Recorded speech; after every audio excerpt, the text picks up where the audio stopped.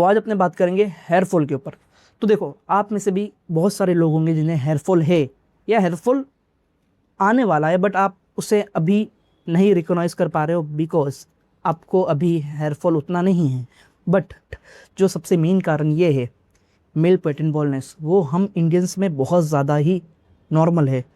हर 10 में से 5 या 6 लोगों को मेल पैटर्न बॉल्डनेस होता है। So what is male pattern baldness? So male pattern baldness is, males में एक पैटर्न होता है एम शेप में, फॉर एग्जांपल लाइक दिस ऐसा एम शेप में हमें बॉल्डनेस आती है और ये हेयर फॉल बहुत ही एग्रेसिवली बढ़ता है आगे। सो अगर आपको मेल पैटर्न बॉल्डनेस है, देखो, एंड हेयर फॉल बहुत ही अलग अलग टाइप के होते हैं। फॉर एग्जांपल अगर आप में कोई न्यूट्रिशन की कमी हो सो उस वजह से आपको हेयर फॉल होगा। कोई भी अलग अलग टाइप्स के डिजीज़ हो तो हेयर फॉल उस कारण भी होगा। अगर आप सो नहीं पा रहे हो तो हेयर फॉल उस कारण भी होगा। लेकिन जो मेल पैटर्न बॉल्डनेस है वो परमानेंट है। वो आपको अगर हुआ सो वो आपको बॉल्ड करके ही रहेगा। अगर आप में कोई न्यूट्रिशन कमी हो और आपने वो न्यूट्रिशन ले लिया सो आपका कहीं ना कहीं वो हेयर फॉल रुक जाएगा। बट जो मेल पैटर्न बॉल्डनेस है वो एग्रेसिवली बढ़ता ही जाएगा। चाहे आप अपनी डाइट कितनी भी सही रखो, चाहे आप अपना डेली लाइफ में कितना भी अच्छा खाना खाओ, आप जंक फूड को अवॉइड करो, बट जो मेल पैटर्न बॉल्डनेस है वो ये सब चीज़ से नहीं रुकेगा। इसका सॉल्यूशन क्या है? अगर आप गूगल करोगे what is the cure of male pattern baldness, उधर सिंपल सा आसान शब्द में लिख के आएगा there is no cure of male pattern baldness. इसका मतलब ये है कि मेल पैटर्न बॉल्डनेस का कोई इलाज नहीं है। इधर आपको टेंशन नहीं लेना है बिकॉज फन फैक्ट ये है कि इसे कोई भी इजीली रोक सकता है।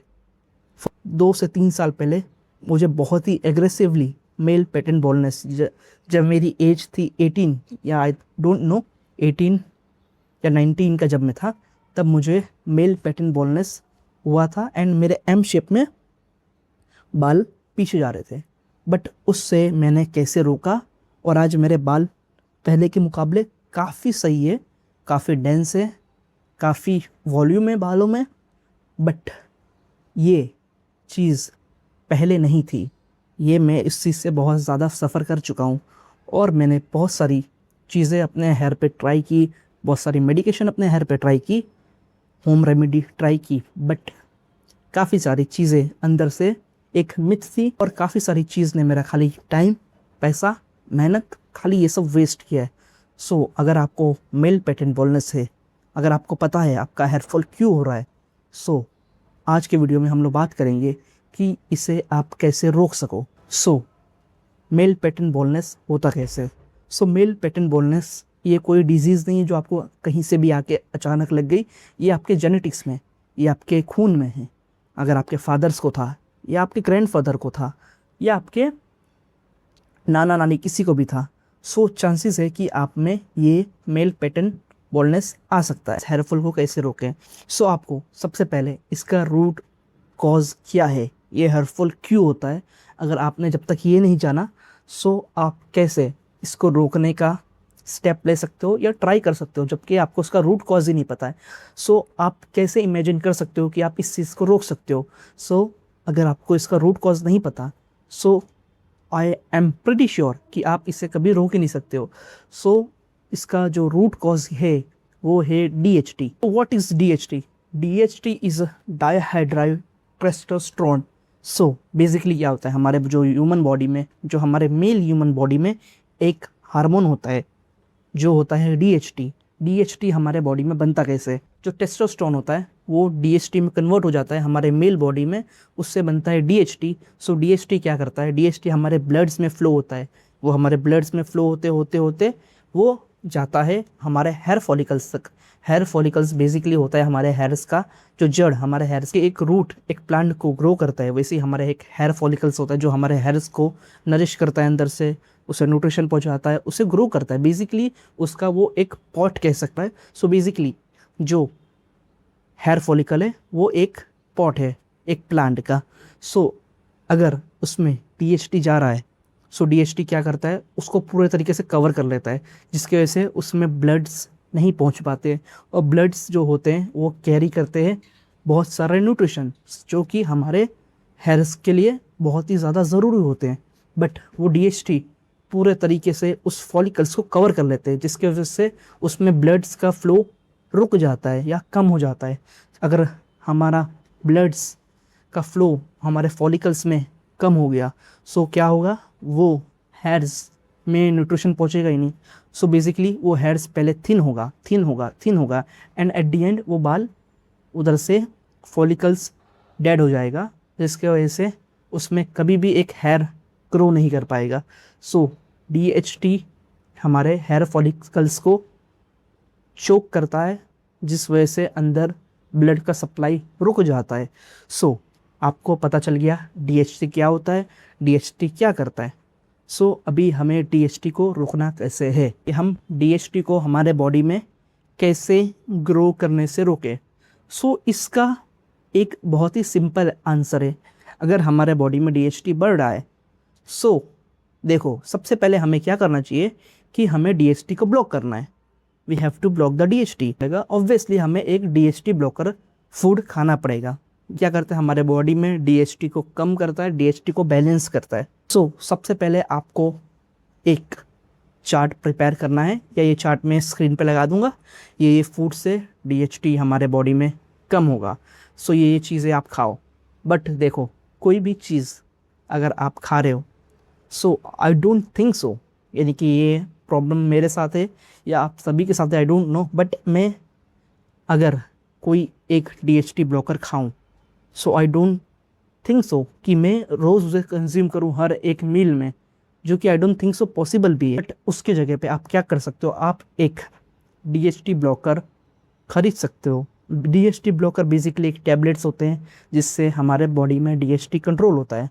सो वो क्या करेगा, हमारे बॉडी में डीएचटी की मात्रा को कम करेगा, जिससे हमारे हेयर फॉलिकल्स तक डीएचटी नहीं पहुंच पाएंगे, और हमारे हेयर्स को ब्लड सर्कुलेशन वापस फिर से चालू हो जाएगा, और हमारे हेयर फॉलिकल्स एक्टिवेट होंगे, जिससे हमारे हेयर्स पहले की तरह शाइन करेंगे, पहले की तरह स्ट्रॉन्ग होंगे, और आपका हेयर फॉल रुक जाएगा। सो ये तो रहा पहला इसका क्योर कि डीएचटी को हम कैसे रोकें। बट सिर्फ डीएचटी को रोकना ये इनफ नहीं होगा, क्योंकि जो हमारा लॉस हो चुका है, जो हमारा फॉलिकल्स डेड हो चुके हैं, उसे हमें वापस रिवाइव करने के लिए काफ़ी सारी चीज़ें करनी होगी। आपको अपने स्कैल्प पे बेसिकली ब्लड सर्कुलेशन इंक्रीज़ करना होगा, बिकॉज अगर आपके फॉलिकल्स में अब ब्लड जा रहा है तो वो सही अमाउंट में जावे और न्यूट्रिशन कैरी करे। सो उसके लिए आपको उधर का ब्लड सर्कुलेशन इंक्रीज़ करना पड़ेगा। अब आप अपने ब्लड सर्कुलेशन अपने स्कैल्प पे कैसे इंक्रीज़ करोगे, सो इस चीज़ के लिए आपको कुछ स्टेप्स फॉलो करने पड़ेंगे, जो कि है, अगर आपको थोड़ा डेली एक्सरसाइज करोगे, सो आपके बॉडीज़ में ब्लड सर्कुलेशन इंक्रीज़ होगा।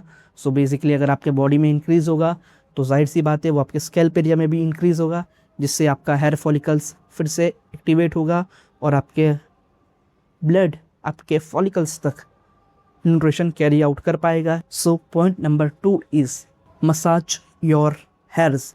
डेली नहीं तो कम से कम वीक में 2 से 3 बार अपने बालों में मसाज करो, ऑयल लगा के या बिना ऑयल के, वो आप पे है, बट आप उधर मसाज करो, जिससे उधर का ब्लड सर्कुलेशन इंक्रीज़ होगा, और अगेन उससे आपके हेयर फॉल रुकेंगे। अगला पॉइंट ये है, बेसिकली सारे पॉइंट्स का मेन मोटिव यही है कि आपको अपने स्कैल्प एरिया में ब्लड फ्लो इंक्रीज़ करना है। सो नेक्स्ट स्टेप ये है कि आप अपने बाल को कोम करो। सो अगर ये गलती मैं भी बहुत करता था, जब मेरे हेयर फॉल होते थे, तो जब भी मैं कोम करता था तो मेरे हेयर फॉल और हो जाते थे, और मेरे हेयर बहुत ज़्यादा गिरते थे, तो उससे मुझे लगता था कि कोम करने से मेरे हेयर फॉल हो रहे हैं।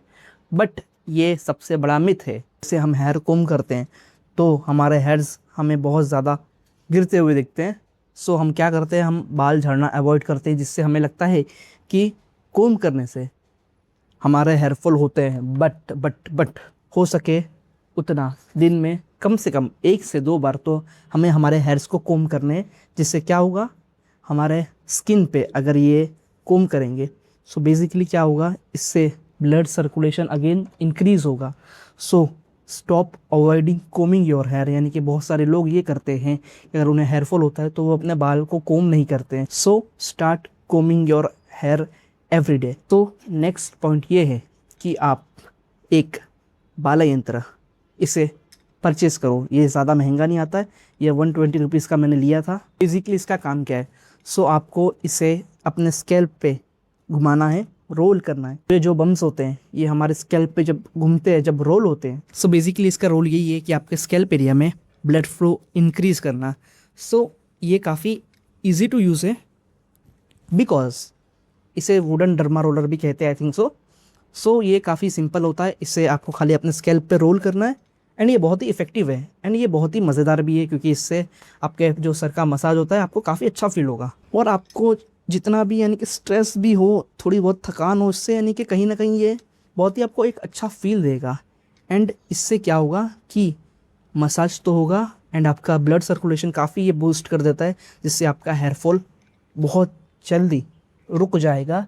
एंड अगर आपको हेयर फॉल ना भी हो ना, सो मुझे लगता है आपको एक ये ले लेना चाहिए, जिससे क्या होगा, आपके ब्लड फ्लो इंक्रीज़ होगा। तो आपके अगर हेयर फॉल आपको ना भी हो, सो ये क्या करेगा, आपके बालों को और मजबूत करेगा। अगर आपको मज़े भी मिल रहे हैं, एंड आपका फ़ायदा भी हो रहा है, और आपको मसाज भी मिल रहा है, सो यू शुड। हाँ, सो अगला पॉइंट ये है कि हो सके उतना कम धूप में जाओ।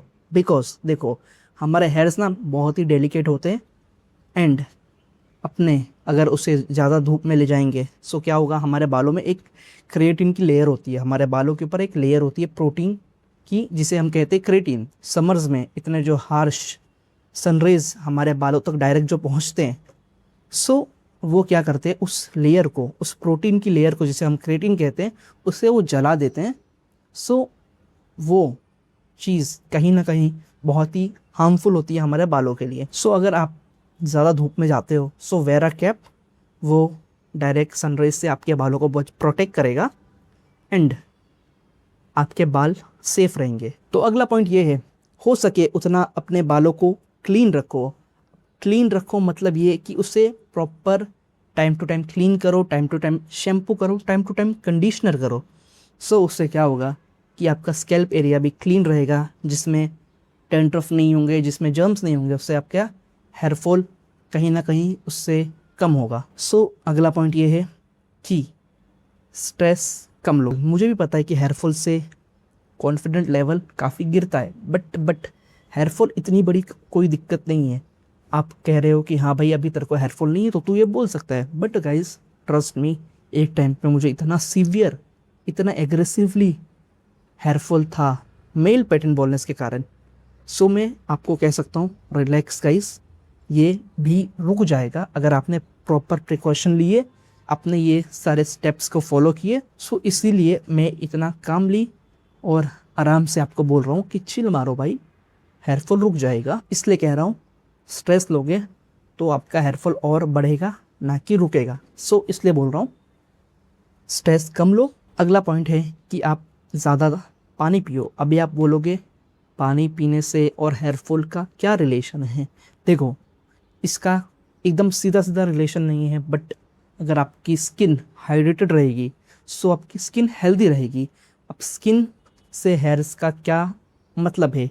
सो देखो, स्किन मतलब सिर्फ फेस का या हाथ की स्किन नहीं होती। स्किन, हमारे स्कैल्प भी जो है वो स्किन है। अगर वो भी हेल्दी रही, सो तभी आपके फॉलिकल्स भी हेल्दी रहेंगे, सो आपके तभी बाल भी हेल्दी रहेंगे। सो हो सके तो हाइड्रेटेड ही रहो हमेशा, हेयर फॉल्स को रोकने में आपकी हेल्प करेगा। सो अगर आप ये सारी चीज़ें अपने लाइफ में इम्प्लीमेंट करोगे और कंसिस्टेंटली ये सारी चीज़ें फॉलो करनी पड़ेगी, उसके बाद आप पक्का मुझे थैंक यू बोलने आओगे। आई एम श्योर, अगर आप ये चीज़ें कर रहे हो, सो आई एम श्योर आपके हेयर फॉल रुक जाएंगे। और ये वीडियो इधर तक देखने के लिए thank you very much. And अगर आपको ये वीडियो ज़रा भी इंफॉर्मेटिव लगी, आपको पसंद आई, सो मेक श्योर आप इस वीडियो को लाइक करो, एंड हो सके तो सब्सक्राइब भी कर लो।